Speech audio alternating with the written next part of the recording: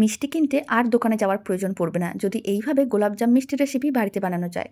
প্রথমে একটা প্লেটের মধ্যে নিতে হবে 150 গ্রাম ছানা। খুব ভালো করে 3-4 মিনিট ছানাটাকে মেখে নিতে হবে। ভালো করে মেখে নিয়ে এক সাইডে রেখে দিলাম।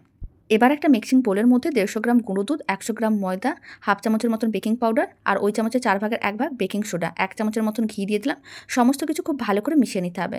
তারপরে মেখে রাখা ছানাটা দিয়ে আবারও খুব ভালো করে মিশিয়ে অল্প দুধ দিয়ে একটা নরম ডো রেডি করতে হবে। ডোটা ঠিক এরকমই নরম করে বানাতে হবে।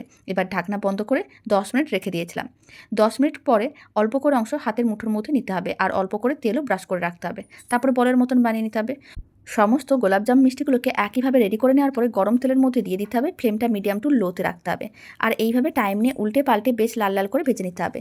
সমস্ত মিষ্টিগুলো ভেজে তুলে নিলাম। এবার আমি দিয়ে দিলাম 2 কাপের মতন চিনি আর দিয়ে দিচ্ছি সেম পরিমাণ জল, মানে যতটা চিনি ততটাই জল। কয়েকটা গোটা এলাচ দিয়ে দিলাম। তারপরে ভালো করে চিনি শিরাটাকে 3-4 মিনিট ফুটিয়ে নিতে হবে।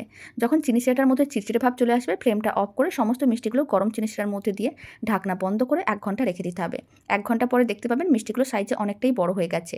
তার মানে মিষ্টিগুলো ভালো করে চিনি শিরাটা সোক করে নিয়েছে। আপনারাও বাড়িতে বানিয়ে দেখতে পারেন। আপনাদেরও খুবই ভালো লাগবে আর খেয়ে বোঝাও যাবে না বাড়িতে বানানো।